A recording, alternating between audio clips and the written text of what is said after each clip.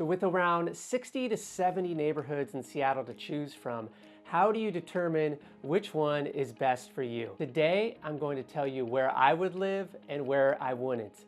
If you're thinking about making a move to Seattle, this video is for you. Let's be clear, the best and the worst neighborhoods, they can really be defined differently by everyone.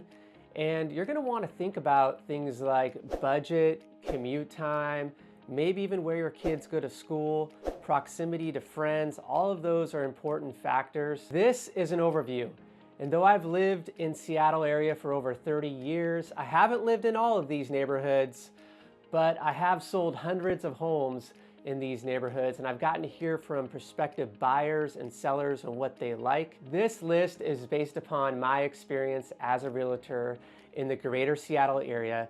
And though I can't fit all 70 plus neighborhoods into these 5 tiers that I'm about to share with you, I'm going to do my very best. And I'm sorry in advance, I already know I'm gonna get a lot of flack in the comments section, and I apologize for that, but here we go. This is my best effort. Starting with tier number 5, I only have 2 neighborhoods on this list. And really, if you open up any headlines about Seattle, you're probably gonna see a lot of stories about crime, homelessness, and dirtiness. And a lot of those headlines are honestly concentrated around 2 neighborhoods, and those are the International District and Belltown.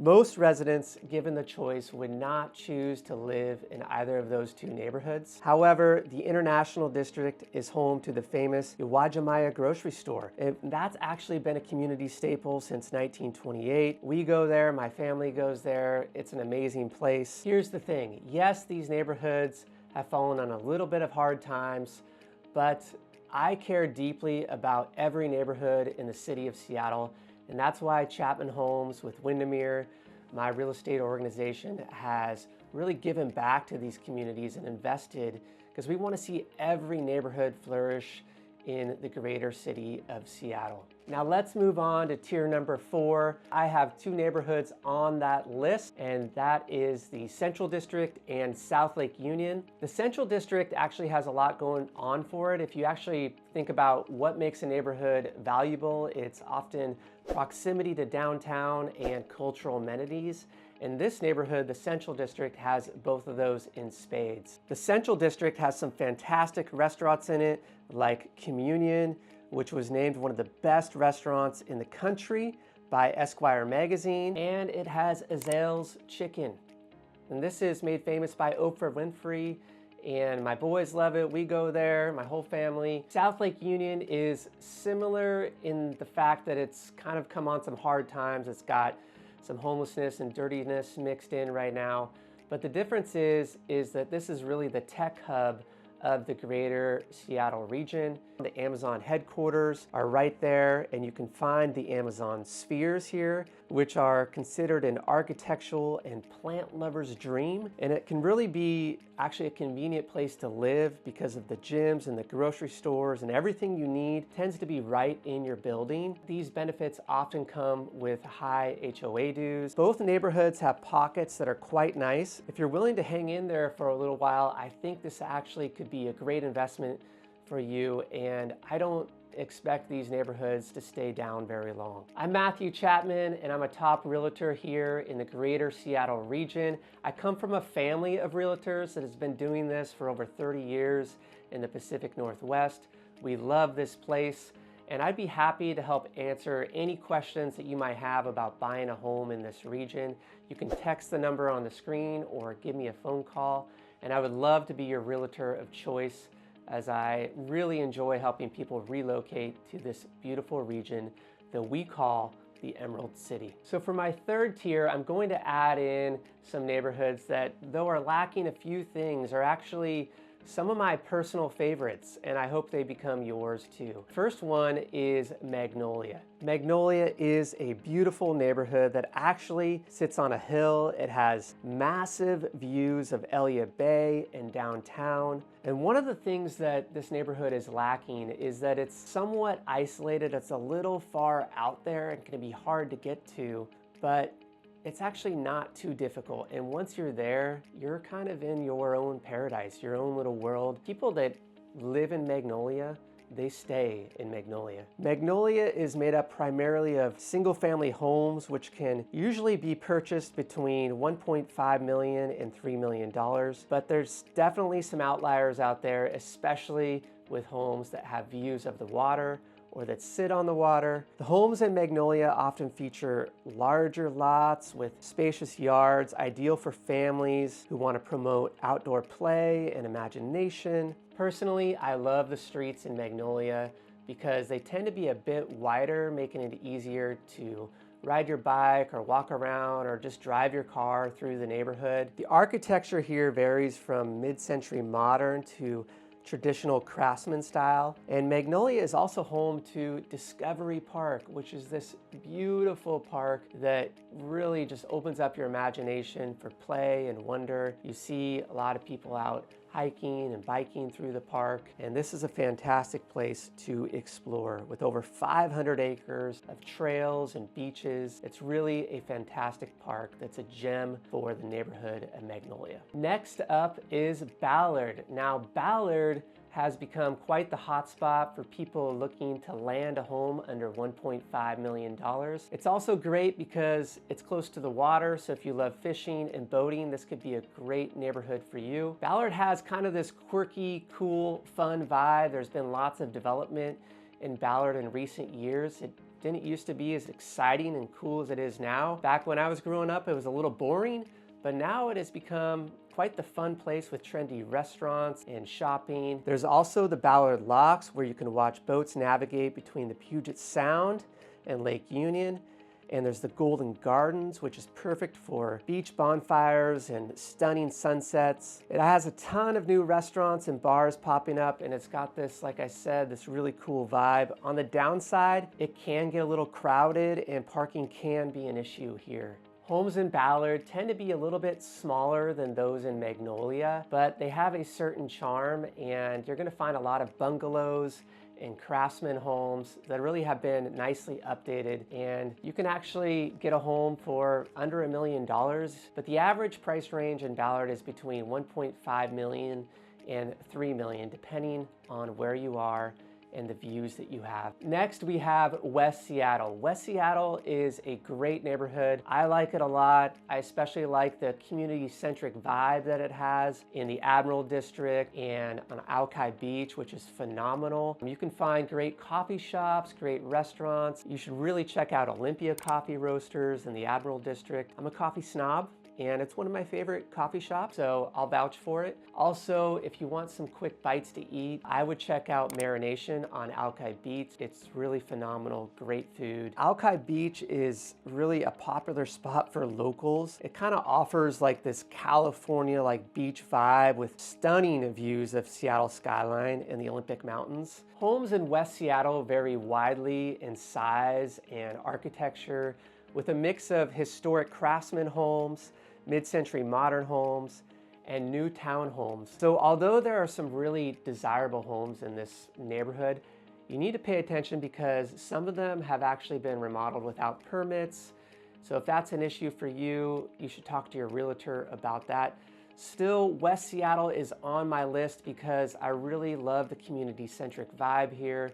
I love the quirky, cool feel that this neighborhood has.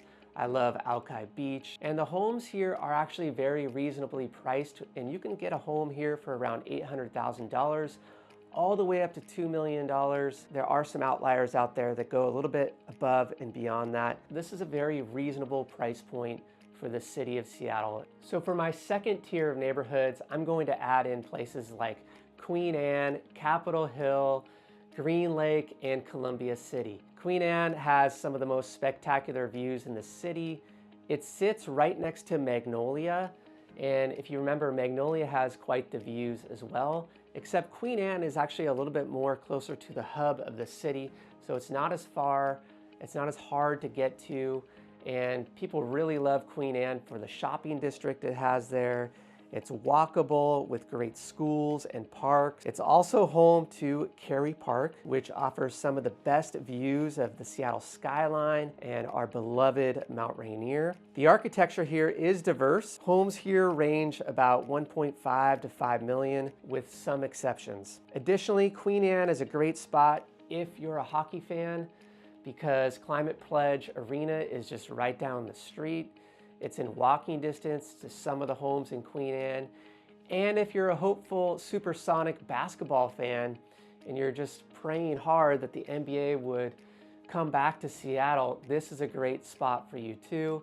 Like myself, I am a big Seattle Supersonic fan, and so this is a great neighborhood. You could walk to games, you could bike to games, and it's going to set you up well for both hockey and basketball. Capitol Hill is a great neighborhood as well.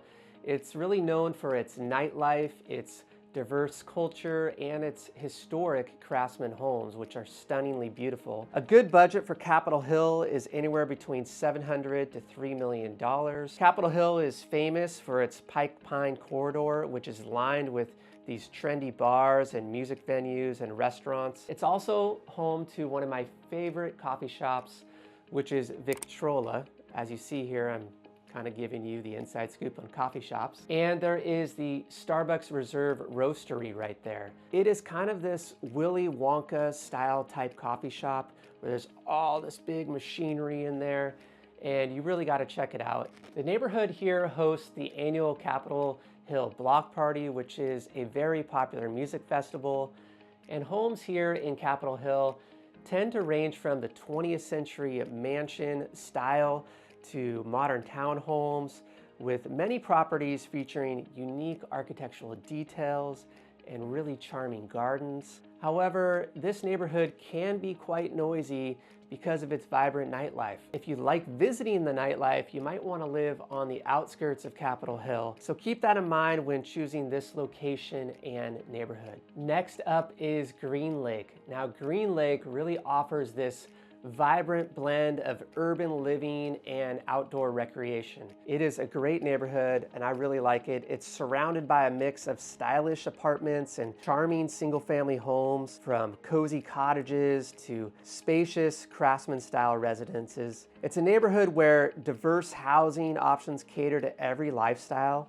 And Green Lake offers a dynamic community atmosphere with its scenic trails and its lively local scene. Green Lake is amazing. I'm talking about the lake itself. The neighborhood's great too, but this lake is really what makes this neighborhood great. There is a 2.8 mile walking or jogging or whatever you want to do trail around the lake that you see people out there all the time. I have many fond memories being on Green Lake as a kid, trying to catch a fish, paddleboarding, and doing all sorts of fun things. So this is a gym that is kind of a wonder, outdoor wonder in the city. Next up is Columbia City. Now, Columbia City is a very vibrant and diverse neighborhood. Actually, in 2010, the census voted this neighborhood, well, actually the zip code it sits in, 98118, as the most diverse zip code in the entire United States. So that's saying something. That's really great. This neighborhood has had a lot of development in recent years. It's got a high-end grocery store called PCC, which is kind of like our local Whole Foods version grocery store. It's got some great restaurants, and everything is really walkable. You can walk to these restaurants and coffee shops. There's Empire Espresso there. There's also an Olympia Coffee Roasters there. Columbia City is in walking distance to the light rail. You can get views of Mount Rainier here. Also really close to Lake Washington. And so you can be on the lake in about a 10-minute jog here from different parts of Columbia City. Columbia City is known for its rich history, and homes here include the 20th century bungalows, the craftsman style homes, and yes, modern townhomes. Its proximity to the lake and its beautiful parks and views of Mount Rainier all make this a very huge bonus. And homes here in this neighborhood typically range from about $800,000 to $1.5 million, with some outliers out there if you have some great views. So for my top tier neighborhoods, I have included Laurelhurst, Madison Park, and Bellevue. Starting with Laurelhurst. People love Laurelhurst for its award-winning schools, its very family-friendly centric vibe here, and its luxury waterfront homes. It's also super close to the U Village, which is one of Seattle's best outdoor shopping areas. And people love Laurelhurst so much that they actually rarely move. Check this out. Within the last year, only 6 homes have sold in this community. And really, this is one of those neighborhoods that once you purchase a home in this neighborhood, you plant roots and you stay in this neighborhood. Now, homes in this neighborhood tend to be very expensive, anywhere between $2 million for a starter home all the way up to $10 million and beyond, yes, beyond, depending on the plot of land that you have and if you're on the water or not. Next up is Madison Park. Madison Park is truly a remarkable neighborhood. It has this distinct vibe that feels very European, even reminiscent of French neighborhoods. It's a lovely town. The variety of homes and styles here is fascinating, from modern designs to those with classic European flair. Overall, the neighborhood offers a mix of luxury and storybook charm with its lakeside location, upscale homes, and boutique shopping. My sister used to live in this neighborhood and she really enjoyed East Madison Street with its boutique shopping, and she loved the proximity to the Arboretum, this beautiful park where you see people getting their pictures for weddings. It's that kind of park, and just enjoying life, having a good time, picnicking, all sorts of things. Also, if you're on East Madison Street, you should really go check out the Cactus Restaurant. It's great food. It's good Mexican, kind of a fusion type style restaurant that you're not gonna wanna miss. Single family homes here in Madison Park tend to cost around $1.7 to $5 million. And the neighborhood also features Madison Park Beach, which is a perfect spot for swimming and picnicking during those lovely summer months in Seattle. And finally, we have to mention Bellevue. Now, Bellevue is on this list, although it's just across Lake Washington. It made the list because of its top-rated schools, its amenities, and its beautiful parks. And in recent years, Bellevue has really become the tech hub for the greater Seattle area, with major players like Apple, Google, Microsoft. It's really known for its clean, beautiful cityscape, and it offers fantastic shopping, especially at Bellevue Square. And when my family decides to go shopping, we tend to go and spend some time at Bellevue Square because it's convenient and it offers really a wide range of stores. One of our favorite options as a family is this place called Ascend Steakhouse. It's phenomenal. It's at the very top floor of this city skyscraper, and you can see the whole cityscape, Lake Washington, the mountains, Mount Rainier, and it's top-notch food. You don't want to miss it. If you're in the mood for a luxury dining experience, check out Ascend Steakhouse. So in the game of Monopoly, Bellevue tends to be like Boardwalk. You're gonna pay a premium to buy Boardwalk, but there's a reason why people want Boardwalk. And Bellevue is very similar. Living closer to Bellevue means home prices cost more because of its location and its amenities. And as you move further away from Bellevue, housing tends to decrease, reflecting the distance from this desirable area. Home prices in Bellevue range from about $1.5 million all the way up to $10 million. But you really get a lot of value for your money in Bellevue. And so although homes are a bit pricier, you tend to get more in terms of your lot size and the size of your home. People ask me all the time, if I could choose to live anywhere, where would I live? And honestly, it is a really tough question because so much of it depends upon budget, commute time, the amenities that I'm looking for. But if I threw all that out the window, my first choice would be Laurelhurst. And the reason is because of its great schools and its waterfront living, really close to the 520 bridge. So if I wanted to go to Bellevue, I could get there pretty quickly. If I wanted to go to downtown Seattle, I could get there quickly from Laurelhurst as well. A close second for me would be Queen Anne. Queen Anne offers the views of the city. It offers the walkability to great shops and restaurants.